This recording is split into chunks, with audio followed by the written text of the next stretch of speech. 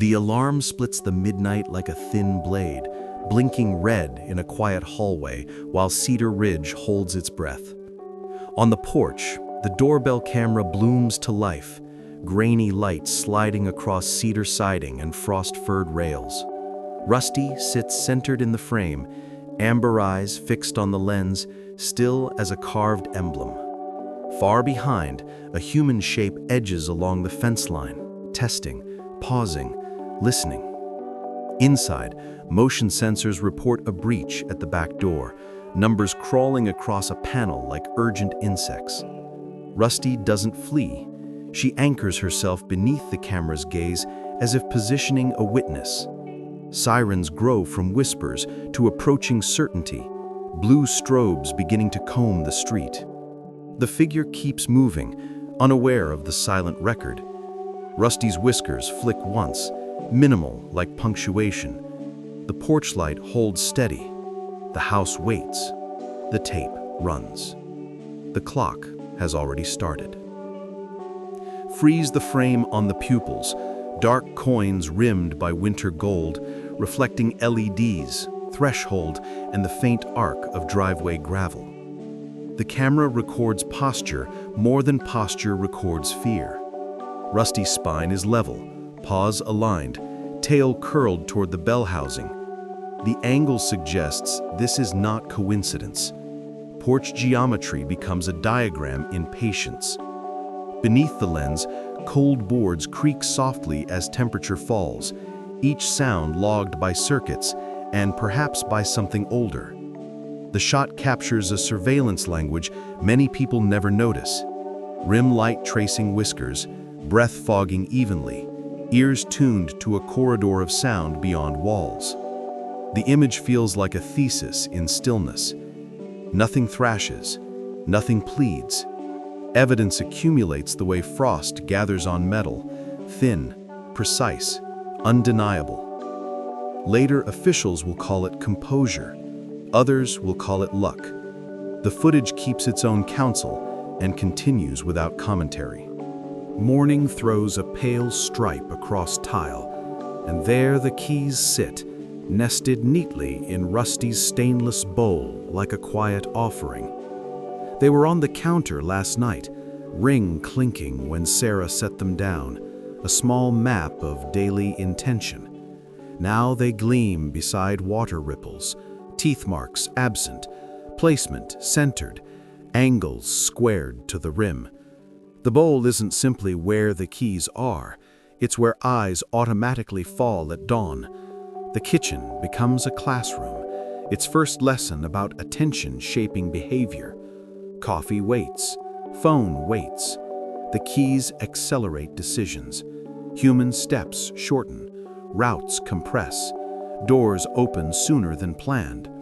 A small adjustment remaps a morning.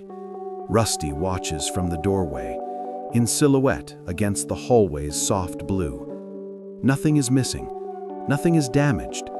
Only the order of things bends by a few quiet degrees, almost invisible unless you track the day's new tempo. 3 years earlier, frost smoked off fence posts as Tom Harris crossed his yard to a leaning woodshed with a missing latch.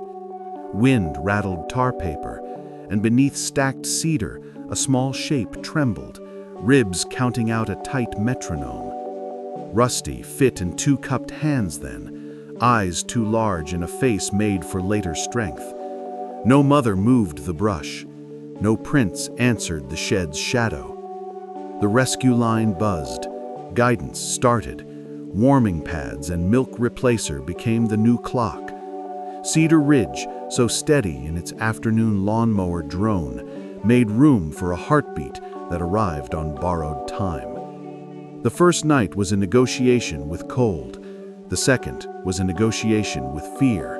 On the third, sleep came to the house like a guest with bad news and good manners. Rusty slept very little, blinking, listening, memorizing corridors as if learning a new alphabet. Weeks counted in ounces, every day measured by the rise of a belly and the uncoiling of a spine. Sarah's hands learned the grammar of bottles and towels, steam clouding bathroom glass, while the mirror returned a face as alert as any clinic nurse.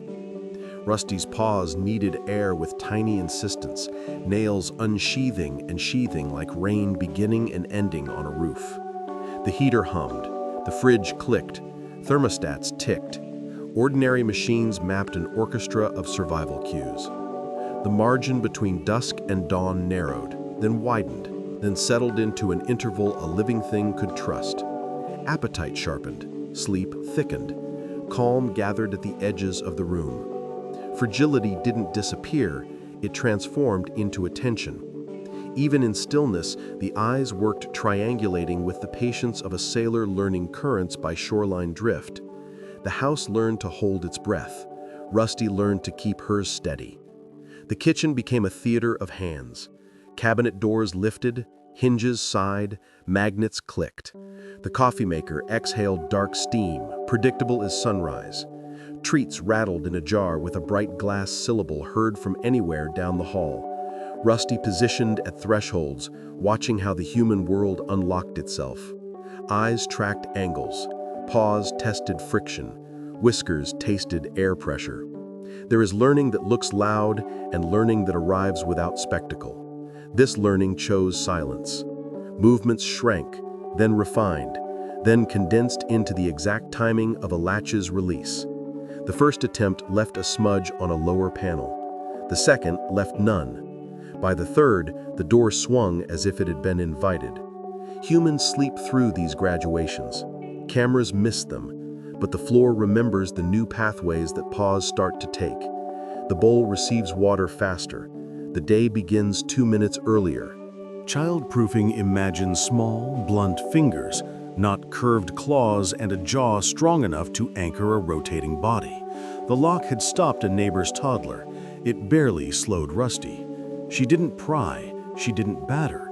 She applied sequence. Nose to hinge, paw to latch seam, shoulder to panel, a millimeter of flex releasing a hidden cam. The door answered with a polite surrender, and the interior smelled like starch and lemon oil. Nothing inside was disturbed. The victory was the opening itself, repeated later without hesitation, recorded nowhere except in muscle memory. Humans revised their cupboards and felt briefly reassured. The reassurances faded like stickers on plastic. The latch remained defeated long after anyone bothered to test it. Rusty sat in the kitchen's center afterward, not triumphant, not coy, simply present, breath slow, gaze passing over reflectivity, distance, and the gentle subsonic thrum of a house pleased with itself. One morning, every door stood wide, an orderly parade of rectangles presenting the house's inventory to the light. No scratch scars, no torn liners, just a composed alignment from flour to mixing bowls, a geometry lesson executed overnight. The surprise felt less like a prank and more like a demonstration. Hinges spoke a soft chorus when everything closed again, hand after hand returning lids, stacking plates, restoring the domestic hymn. Rusty's tale described a lazy question mark near the table leg. Performance can be loud, proof can be quieter. The kitchen returned to normal with a barely perceptible shift in tone, as if walls had learned to flex. Later, someone would notice a towel folded in a new way, or a rug angled slightly toward the hallway, small indicators of an unseen curator. The house didn't complain. It listened harder. It remembered the morning the room looked back. Keys reappeared by the front door, on days when schedules stacked tightly, never on those without urgency. The pattern emerged across weeks, plotted almost accidentally by calendar ink and message alerts. Rusty's selections felt less random and more like aligning a compass so the needle calms. Position became persuasion. A bowl, a mat, a hook by a door. Each became a cue that narrowed choice. The body follows what the room suggests. The room now suggested efficiency. Out on the porch, the bell waited in quiet metal certainty. Inside, rugs and chairs angle minutely toward destinations that simplify movement. No one designed this on paper. The house designed itself through repetition, guided by a resident who valued the shortest path between intention and outcome. It wasn't training in the usual sense. It was choreography, invisible until the dance arrived at the perfect beat while no one was counting. Afternoons pooled their light on the living room rug, and Rusty claimed the sunstrip with the immobility of a sculpture. Eyelids lowered, ribcage slow. Everything suggested sleep. The TV murmured weather and road closures. Phones traded calendar notes. The word outside recurred like a small bell in the noise. Lashes fluttered once. Ears tilted a degree. Nothing else shifted. In stillness, information travels farther. The room's talk passed over fur as wind over tall grass, and some phrases landed with weight.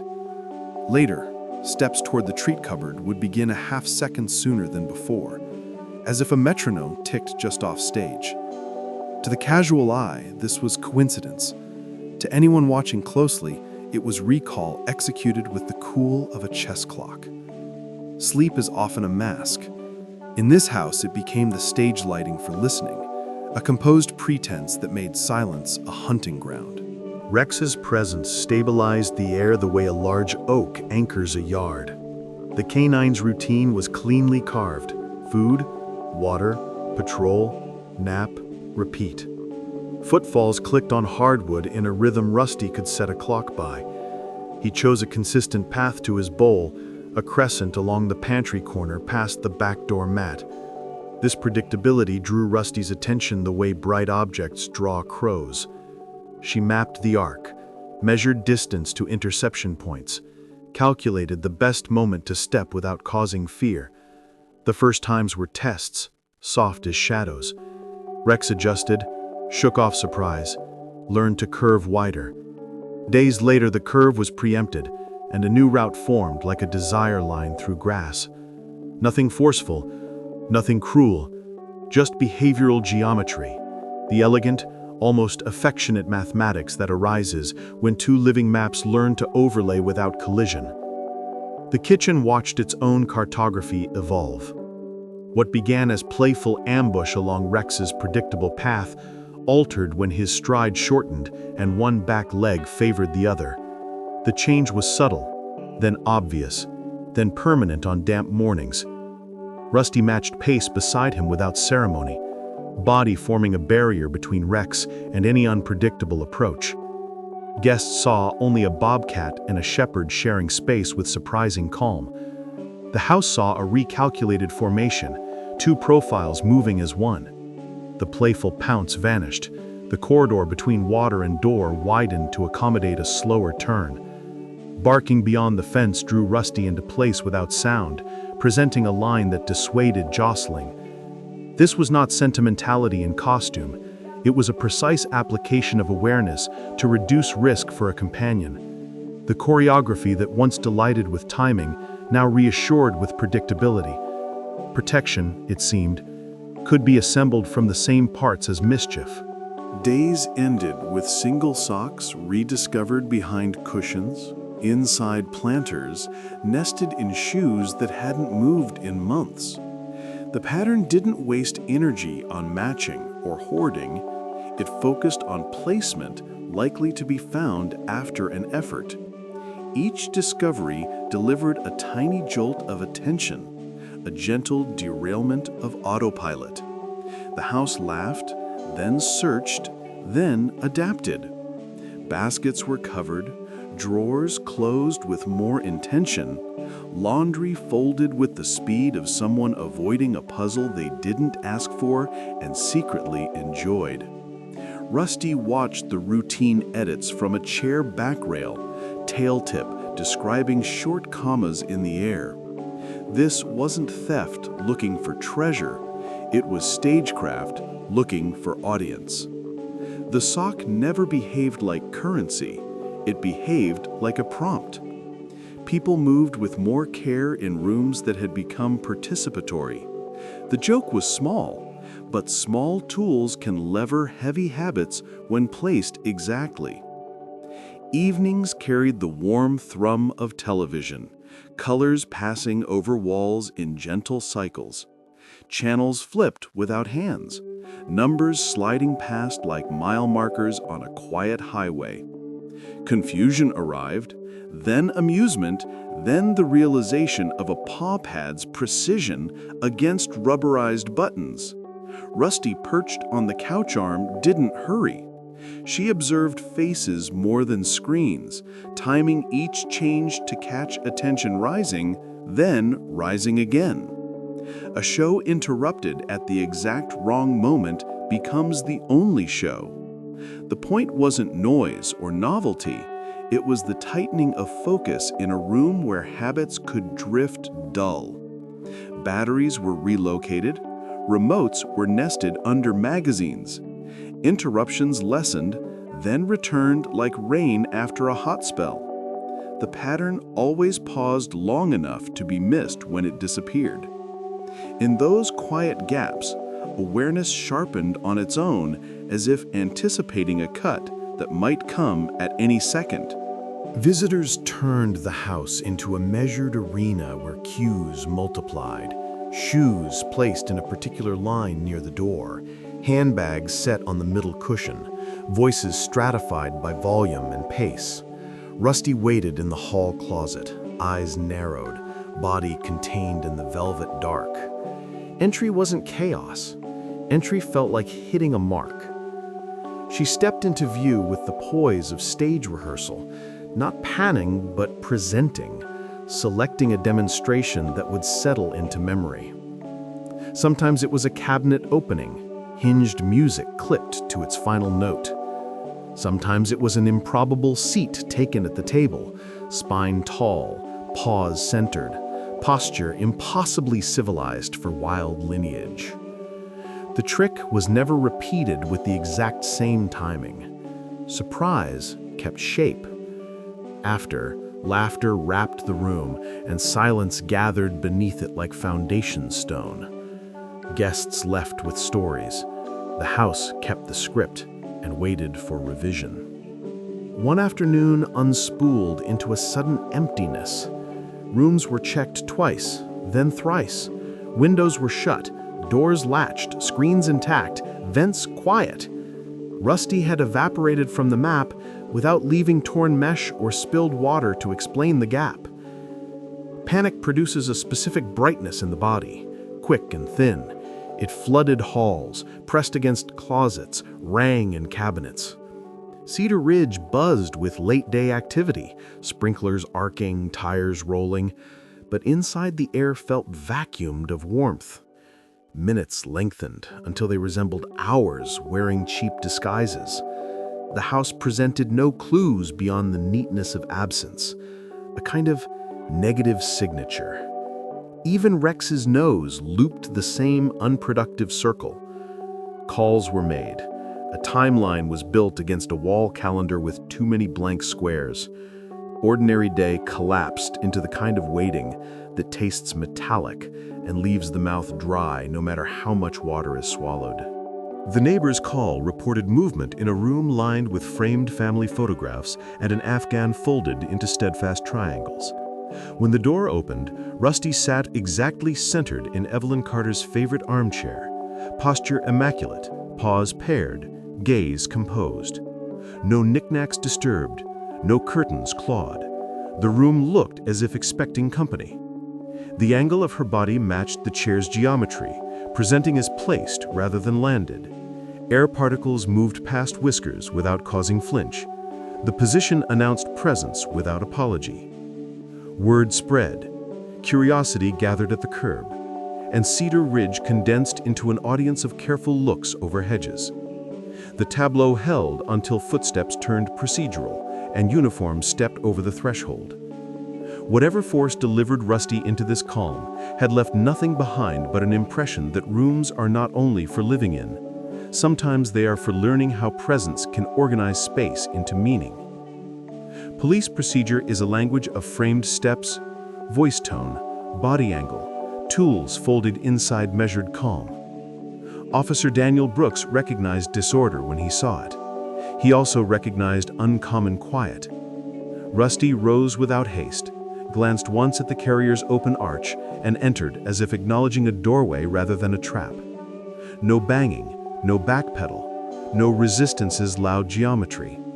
The room exhaled. The carrier's latch closed with the softness of a period placed at the end of a well-built sentence. Officers exchanged looks usually reserved for broken rules. The neighbor's living room returned to its polite stillness. On the sidewalk, attention spiked, then redistributed into the chatter that follows an event unwilling to behave like an event. In the patrol car's gentle sway, Rusty braced as an experienced traveler might. Low, balanced, gaze steady. Protocol functioned. The subject cooperated. The meaning of cooperation shifted. Oak Ridge Police Department glowed in late light, glass doors reflecting a sky polished by wind. Inside, fluorescent calm pressed everything into a soft, humming clarity. Paper moved. Radios announced small local urgencies in narrow voices. Rusty sat in a temporary holding area built for quick transfers and uncomplicated paperwork. People walked by with plausible excuses to check on nothing in particular.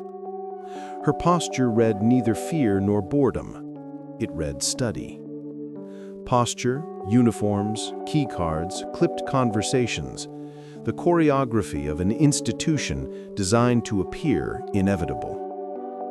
Sergeant Cole Mitchell paused often, bringing water, moving papers that didn't require moving, absorbing the impossible normalcy of a wild animal adopting the room's grammar within minutes.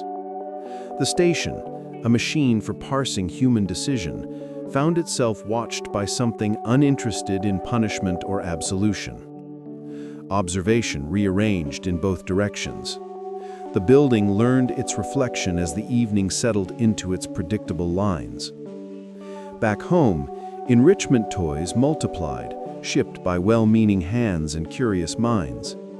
Plastic mazes rattled with hidden treats, sliders locked with secondary catches, levers tethered to cords that demanded sequence rather than strength. Rusty approached each with the neutrality of a lab technician. She circled, evaluated seams, tapped surfaces for resonance, then applied force along axes that promised rewards. The first success arrived quickly. The repetition came even faster, precision tightening until the solution became more like recitation than triumph. The floor collected completed devices in a neat line, the house's own museum of retired challenges. Timing was measured in breaths, not minutes. Observers looked for errors and found only variations designed to test consistency. There is a way to be fast that looks frantic, and a way to be fast that looks inevitable. Rusty chose inevitability and left the room looking organized by the future.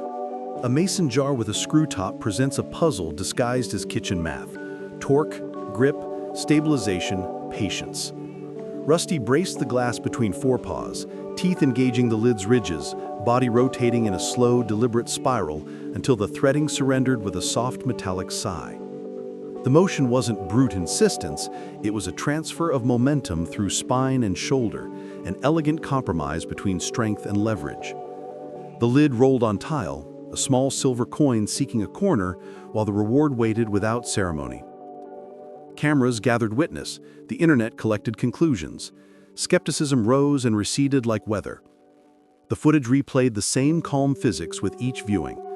The point wasn't applause, it was the architecture of understanding layered on a kitchen floor. In that room, every object had to answer a new question: how do you open? And in that answer lived a catalog of future opportunities. Messages began to bloom like vines along the edges of days. Behaviorists asked for tests. Producers drafted pitches with time slots and outlines. Brands offered partnerships constructed of boxes and logos. The house grew a second inbox, the kind that lives in conversation and steals quiet minutes from morning light. Rusty remained unchanged by the swell. She stretched in the sun, investigated vents, examined the pattern of a heating cycle with the steadiness of a person choosing a seat by a window. Fame creates a draft in a room, a faint pull towards spectacle. Spectacle would have to wait. The routine persisted not as an anchor against change, but as a map through it. In the middle of opportunities that arrived wrapped in urgency, the day kept asking the same questions about food, warmth, safety, and time. Rusty answered by lining up solved puzzles as if filing paperwork. A formal email condensed concern into bullet points and requirements. Evaluation would be scheduled, documentation would be reviewed. Safety would be assessed by criteria that preferred numbers to stories. The notice didn't arrive like a threat, it arrived like weather, demanding adaptation regardless of fairness. Cedar Ridge felt briefly colder. Sarah organized records, timestamps, vet statements, the kind of meticulous evidence that institutions recognize. Rusty continued her rounds, testing door tolerances and inspecting thresholds at dawn as if preparing the house for an inspection no one else could supervise. Timelines appeared on the refrigerator. Sleep reduced itself to lighter layers. The clock acquired edges that touched everything. In the face of evaluation, intention tightened across rooms. What was once charming now needed to be articulable. What was once anecdote now required corroboration. The house nodded, as houses do, and waited for the day that asked to be proven. The refrigerator's seal released with a whispered kiss of rubber and cool air, and items descended to the floor one by one, unchewed, unspoiled, arranged with curation rather than appetite. Yogurt spaced evenly, cheese aligned by color, deli meat centered as if anchoring a constellation. The display looked less like a raid and more like a catalog shoot. The choice implied something beyond hunger, perhaps an exhibition of access, or a memo in edible fonts. The camera recorded the tableau, a portfolio page for a mind asserting competence with a door that guards scarcity. No littered wrappers, no frantic pawing, just still life with logic. Humans often hear statement only in words. Rooms hear it in arrangements. This arrangement said, clearly, the tools can be used or respected, and that permission isn't the only route to order. The fridge closed. The floor returned to normal. The message remained. 48 hours centered the calendar like a bright coin. The evaluation had a date and a window. Everything in the house acquired a faint ticking, not audible, but present in the pacing of tasks. Rusty ran her inspections with the rigor of a caretaker, pausing at vents, testing screen flex, riding air currents near the front door where drafts confessed weaknesses. Evidence folders fattened, batteries were replaced, settings double-checked, external cameras cleaned of dust rings. The porch light's hue shifted warmer to steady exposure. What looked like preparation for guests was in fact preparation for scrutiny that refuses story. The mind that could open jars now opened priorities. Cooperation isn't submission, sometimes it is strategy. The day narrowed into a corridor with clearly marked exits. The house, gathered into itself, waited. The clock continued, neither slowed by worry nor accelerated by resolve, indifferent and perfectly reliable. Night rearranged the house into a map of opportunities invisible to noon. Air became cooler and carried sound farther. Shadows elongated into tutorials on angle and cover. Rusty moved like a small meteorological station, sampling, cataloging, refining. Objects shifted by centimeters that mattered only in aggregate. A rug turned slightly steady to footfall. A chair angled differently opened a line of sight to the porch. A bowl slid an inch, allowed a camera to watermark reflections with consistency. These were not pranks, they were drafts for a morning no one had yet imagined. Humans slept, then stirred without knowing they followed fresh architecture. The house ran, not on electricity and habit alone, but on margins shaped by pause attentive to cause and effect. The laboratory left no spills, no scorch, only a more legible corridor through tomorrow's potential. On the porch, the bell waited, bright and patient. Rex's gait shortened on damp days, dew ringing the lawn like fine jewelry on green. Rusty fell in beside him without fanfare, shoulders level with a protective intent that required no announcement. The route to water became a bracketed path, one body creating margin for another. Bark drifted over the fence from an eager visitor, and Rusty placed herself between push and vulnerability, gaze calm, presence sufficient. Protection wears many uniforms. Here, it wore grace. The choreography adjusted door swings, mat placement, bowl angle to reduce turns and minimize slips. Small kindness can feel like architecture when it changes how a room treats a body. The evaluation date approached, but this was the day's center, the applied intelligence of care. Cameras captured what they could. The rest lived in a reduced strain on a joint and the quiet exhale of an animal that reached water without hurry or hazard. The alarm declared a breach at the back door, numbers bright and insistent across a control panel tuned to spot deviations. Air pressure shifted. A hinge admitted a fraction of movement. Rusty did not vanish into safe corners or bolt for underbeds. She moved toward the porch, toward the lens that had watched so many ordinary evenings pass like calm rivers. The neighborhood muted to a thinner drone, as though waiting for a weather change about to cross. Inside, steps quickened, phones lit, protocols woke with creaky certainty. The back door's report identified a specific contact. The front door's camera showed something very different: stillness. Rusty placed herself where evidence begins, under the button that calls attention in a tone no one can misinterpret. The night arranged itself around that single choice, furniture and fences turning into witnesses. The porch light considered, then held. Infrared draped the scene. The lens captured an animal's breath condensing and evaporating with the patience of a lighthouse. Rusty remained motionless enough that compression artifacts barely grazed her outline. Behind, a figure moved like poorly stored memory, blotchy and uncertain until closer to the fence. The doorbell chime sent its signature into servers, notifications flared, dispatch engaged. Sirens stacked upon each other until blue and red combed across siding and shrubs in sharp stripes. The intruder's search pattern fractured under coordinated noise. The footage did not shout, it documented. Rusty's decision to sit within the camera's appetite turned the porch into a ledger and the night into a quantifiable truth. Officers converged with practiced alignment, voices structured, bodies placed. The figure became a suspect, then custody, then paperwork. The house exhaled. The tape kept rolling, a steady metronome that neither celebrated nor judged, only remembered. Morning returned with the plainness of laundry and coffee, and the evaluation changed shape under the weight of evidence. Requirements softened into acknowledgments, schedules rewrote themselves, uncertainty thinned. Rusty rested in her favorite chair, not the center of a spectacle, but the center of a room that had learned her geometry.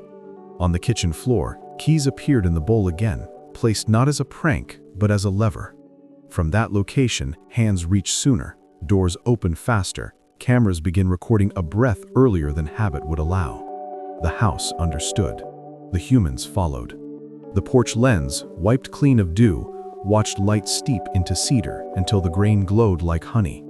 The day moved along its new corridor, narrower in waist, wider in purpose. Rusty blinked once, slow and certain. Nothing in the room shouted. Everything held its mark. The arrangement continued, invisible and exact.